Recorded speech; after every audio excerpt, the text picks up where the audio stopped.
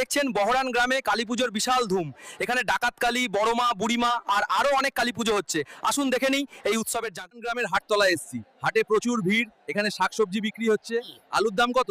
50 টাকা কেজি। আমাদের গাছে থাকাই ভালো ছিল। Baharan village, where the only thing more shocking than the news is the electricity. আমি হনুমান রিপোর্টার।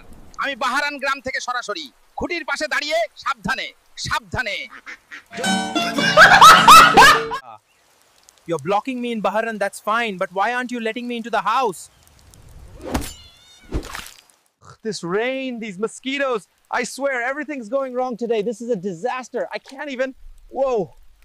ইয়ার, এই নেটওয়ার্কের যা অবস্থা, একটাও ভিডিও আপলোড করতে পাচ্ছি না, সব ভিজে একাকার। বহরান গ্রাম, গাছের ডালে কেউ ঢিল মারবেন না ভাই, না হলে ফেসবুকে লাইভ করে দেখায় দেবো।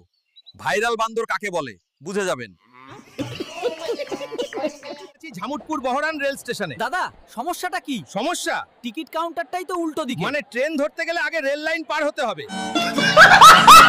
আর হলেও বহরানে কারেন্ট থাকতো। আর এখন এক ফোঁটা বৃষ্টি পড়লেই কারেন্ট বলে আমি চললাম ভাই, দেখা হবে আবার কালকে। দেখ দেখ, আবাঙ্গের সব জায়গায় 5G চলে রে ভাই। কিন্তু বহরানে তো বোধহয় সোজা 6G লঞ্চ করবে মুকেশ আম্বানি নিজে। বন্ধুরা, একেবারে গঙ্গাটিকুড়ি গ্রাম পঞ্চায়েত অফিসের সামনে দাঁড়িয়ে আছি আমি।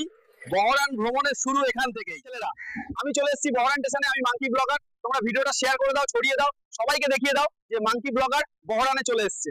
ঠিক বলেছো। উলু পুকুরের জলে হাত ডুবেছে, মাছ কি ধরা পড়বে, দেখতে থাকুন।